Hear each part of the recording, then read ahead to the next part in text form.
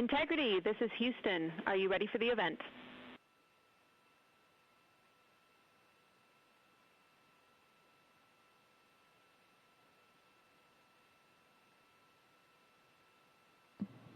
From Integrity, we are ready for the event.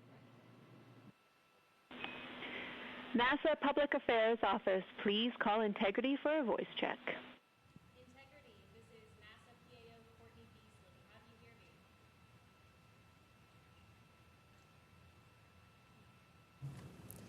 Integrity, this is NASA PAO Courtney Beasley. How do you hear me?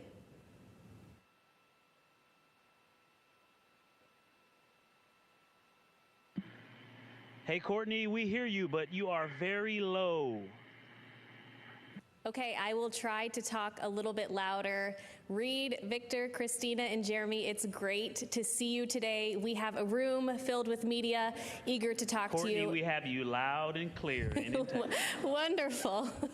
We have a room full of media ready to talk to you today, and we also have them on our phone bridge. We have a limited amount of time, so we're going to go ahead and hop straight into questions. We'll start here in the room with Marcia Dunn. Go ahead. Marcia Dunn, Associated Press for you, Reid. Could you please describe your emotions when Jeremy called down to Mission Control to ask permission to name a lunar crater after your late wife, Carroll? It was a pretty emotional, powerful moment down here.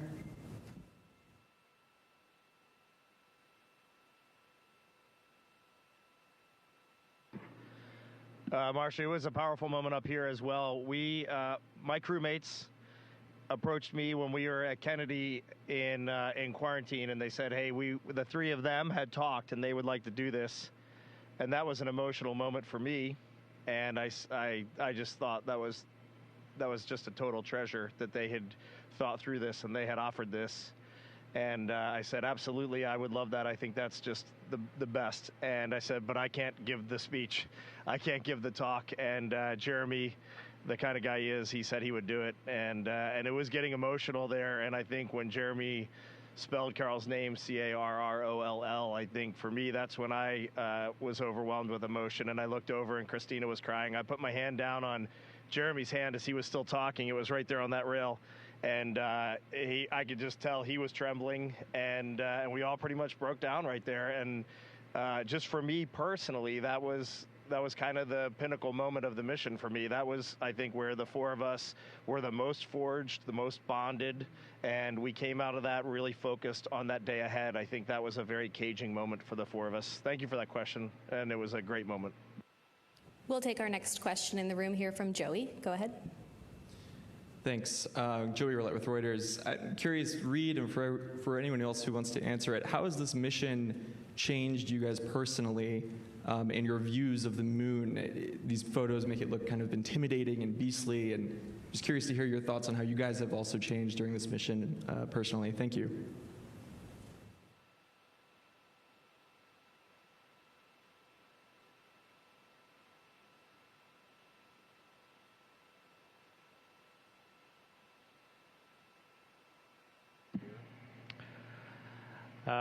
I had an opportunity earlier to answer this question from my own perspective, and we have seen just some extraordinary things that I thought we might see. They looked similar to what I thought they might look like, and other things that I just had never even imagined.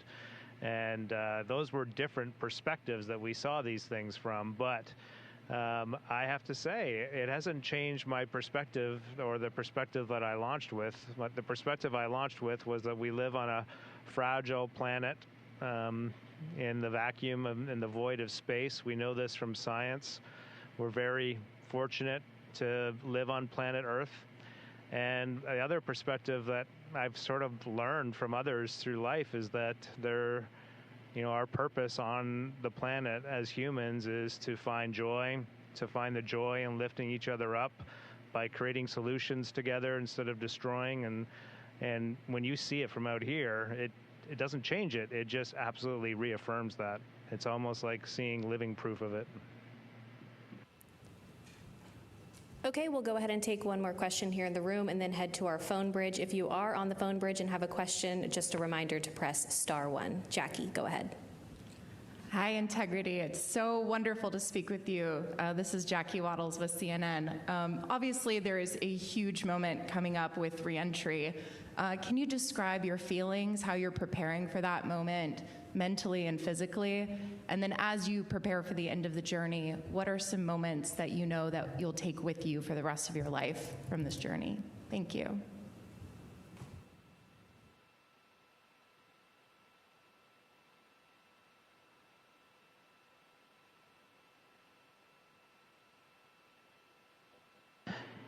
You know, it started off sounding like an easy question for me to answer, and then it got really big. But I guess the entry thing, I'll be honest and say I've actually been thinking about entry since April 3rd, 2023, when we got assigned to this mission.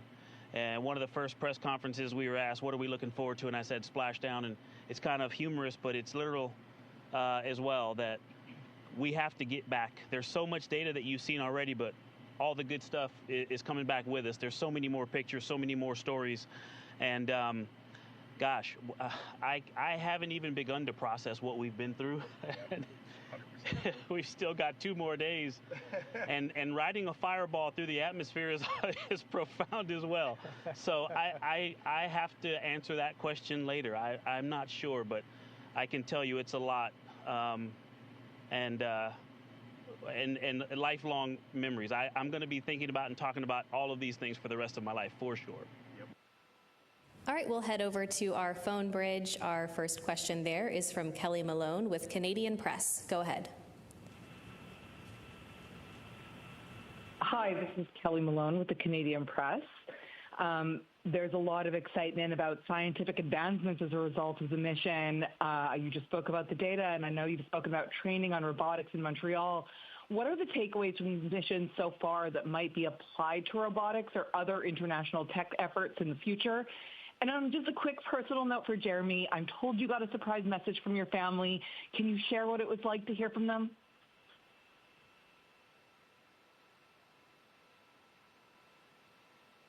Advancements in robotics? Well, when I think about the Artemis program in general, we've already seen some investments in pushing robotic technology forward for deep space that we're going to see put to good use in one way or another. And this is the beauty of this program that brings an international collaboration, sets big goals, and doesn't just talk about them, but goes after them and gets it done. We're going to need the advances in robotics. It's really hard out here. We're a long way from home. We've been learning the entire journey. We've been watching mission control learn. You do a lot of testing on the ground, but your final test is when you get this hardware to space, and it's a doozy. And our team has just performed. They've just knocked it out of the park, but it doesn't mean it might look easy from the outside. We can tell they are working so hard on the ground to do this, and we really appreciate them.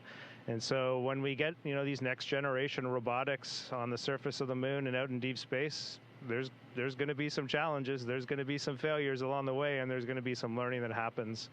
On the personal note, yes, I had some videos from all of my family, my 3 children, Devin, Ashley, and Caitlin, and my wife, Catherine. And when you're out in deep space by the moon and you are listening to a video they recorded for you before you launch, that's something.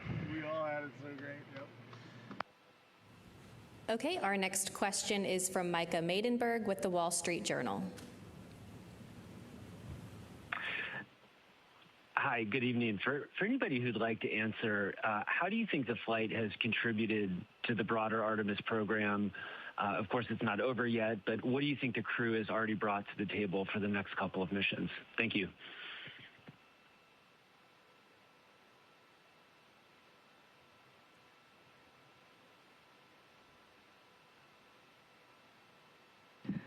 Well, I love this question because part of our ethos as a crew and our values from the very beginning were that this is a relay race. In fact, we have batons that we bought to symbolize physically that. We plan to hand them to the next crew, and every single thing that we do is with them in mind.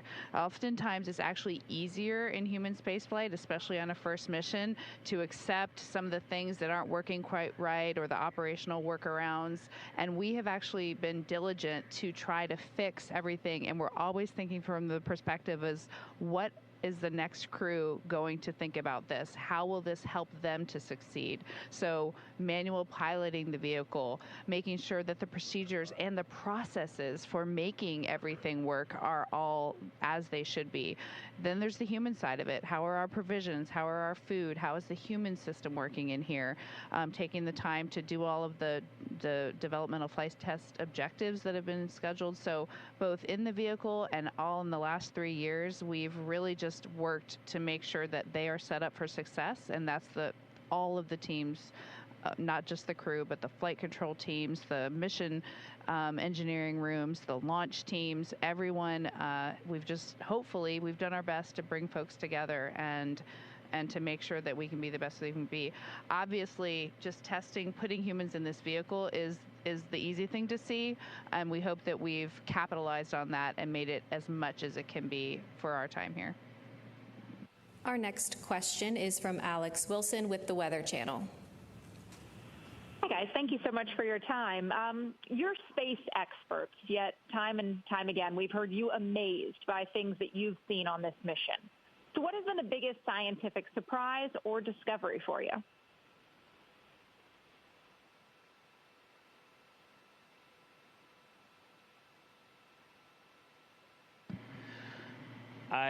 The whole mission, truly the whole mission, but we saw really amazing simulations made by our lunar science team about what the eclipse would look like when the moon was 30, 35 times bigger than the sun.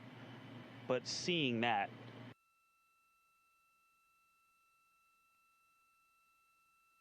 communications, we should be regaining them here.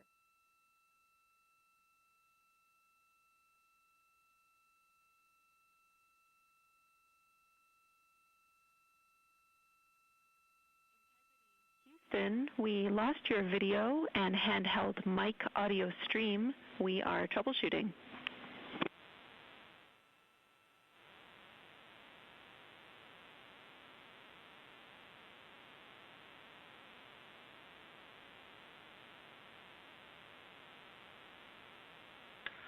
All right, Jenny, we see the issue and we're correcting it. We'll probably need about 30 seconds and then we should be streaming again. Copy. Sounds great. Thank you.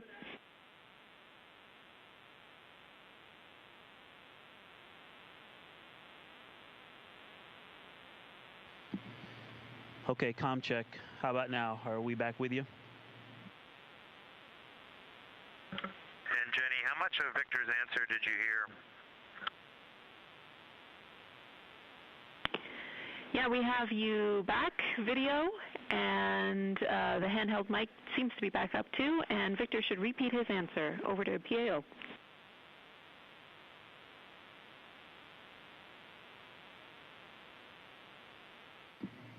Okay,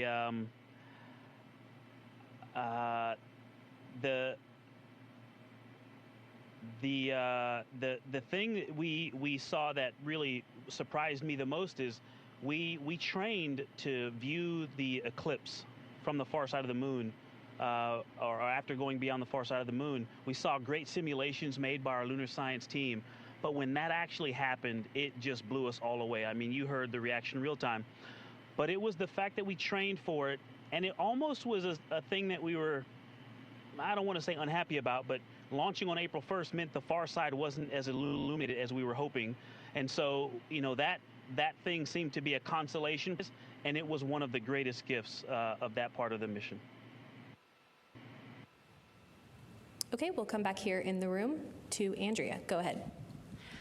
Hi, Andrea Leinfelder of the Houston Chronicle. I'd like to hear about life inside Orion. Christina, in the fall you said the capsule would feel bigger in microgravity. Does it feel bigger? And at what moments do you find that you're bumping into your crewmates, and what tips will you be given to future crews?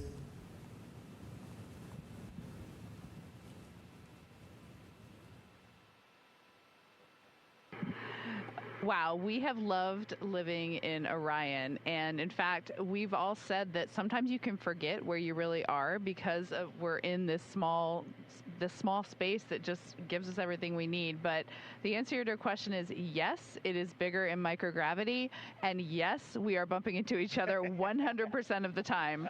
A phrase that you often hear in the cabin is, "Don't move your foot. I'm just going to reach for something right under it," or, "Can I get there? And my goal is to get over there." And we're constantly moving around, whether it's to complete a task, to just eat, to look out the window, to take a picture. Everything we do in here is a 4-person activity. But it's also really fun. Okay, we'll take our next question from Will. Go ahead.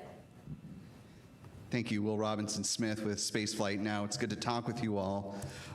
Victor, I want to go to a comment that you made a couple of hours into the lunar observations. You said, and I quote you here, "The Terminator is calling to me." What was it about the observation of the Terminator specifically that was so captivating for you and the rest of your crew? Thank you.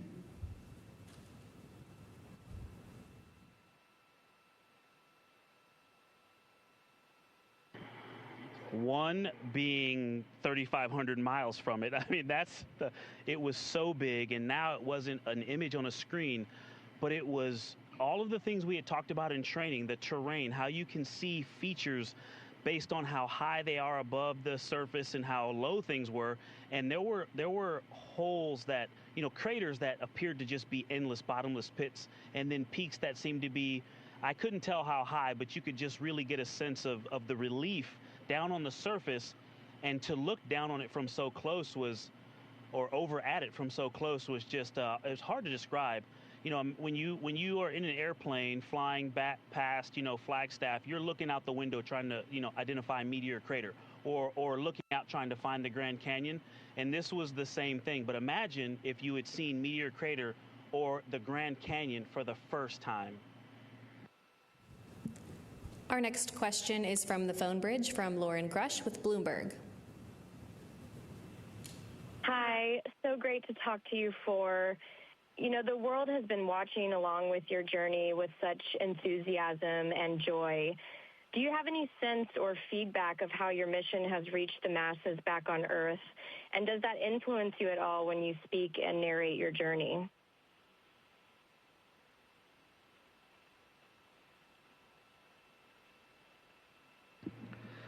Thank you for this question.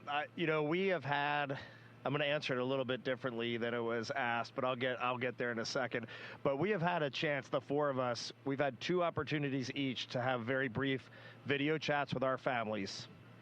And I will tell you, first of all, the 4 of us are now forged in a friendship that is very unique, and we will cherish this bond that we share for the rest of our lives. And then one of the neatest things being a crewmate on this spacecraft is not being in the family conference, but hearing your crewmates giggling and crying and just gasping and listening and loving their families from afar.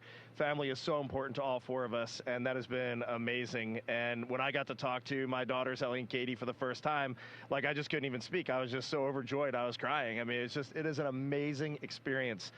But what also came from that is really our source of news on planet Earth. And those family members have been our source of how the mission is going from the public perspective. Obviously, they're all biased. Although most of our kids are teenagers, so maybe they're not quite that biased. But they're biased. But what we had really hoped, and we said it a lot before, I mean, we really are here to serve NASA, to serve our 2 nations, Canadian Space Agency, NASA, and the international community. And we're here to serve for Artemis III. But what we really hoped in our soul is that we could, for just a moment, have the world pause and remember that this is a beautiful planet in a very special place in our universe, and we should all cherish what we have been gifted. And I think for the folks that decided to tune in, and it sounds like it was quite a few, this has happened. And for that, we are eternally grateful. Our next question is from Noah Haggerty with the Los Angeles Times. Hey, great to hear from you all. You had 40 minutes of a pretty profound solitude. You were, farther from Earth than any humans before you.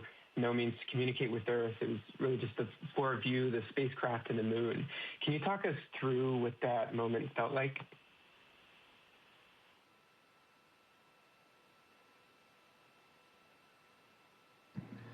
Well, Courtney's running this press conference, and she knows I always speak the truth, sometimes with a little bit of embellishment. But I will tell you exactly as it went. When we watched that Earth eclipse behind the moon, wow, I'm actually getting chills right now just thinking about, my palms are sweating. But it is amazing to watch your home planet disappear behind the moon. You could see the atmosphere. You could actually see the terrain in the moon projected across the Earth as the Earth was eclipsing behind the moon. It was just an unbelievable sight. And then it was gone. It was out of sight. And we took a moment here. We had a lot of scientific work to do right there. That was probably the most critical lunar observations for our geology team. But the four of us took a moment. We shared maple cookies that Jeremy had brought, and we took about 3 or 4 minutes just as a crew to really reflect on where we were, and then it was right back into the science. And it is a surreal feeling, but we had a lot of work to do too, and I think that kept our focus. And so it's only come like later, and we still haven't even begun to reflect on this mission. We had a little bit of a light work day yesterday, and we were starting to journal and reflect a little bit. And there's a lot that our brains have to process. Human minds should not go through what these just went through, and it is a true gift. And we have a lot that we just need to think about and journal and write, and then we'll get the full feeling of what we just went through. Take our last question here in the room. Go ahead. Hello, Artemis crew. This is Rebecca Morell from BBC News. Now you're almost home. What will you miss most about being in space, and what won't you miss at all?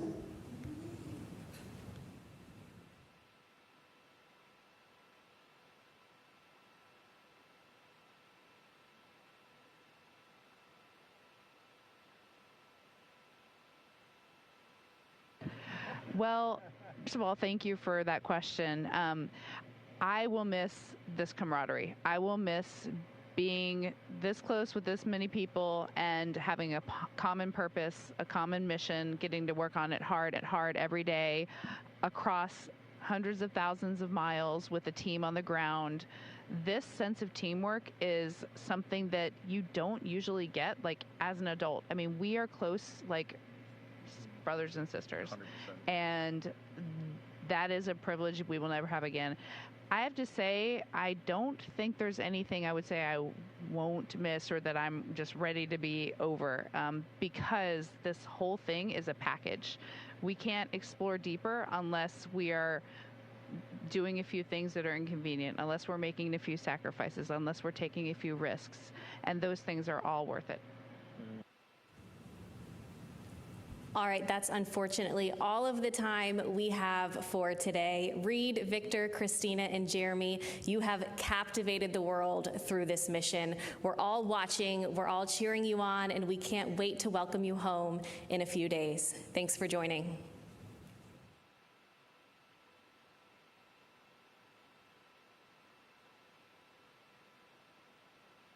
It was great hearing your voice again, Courtney. Take care.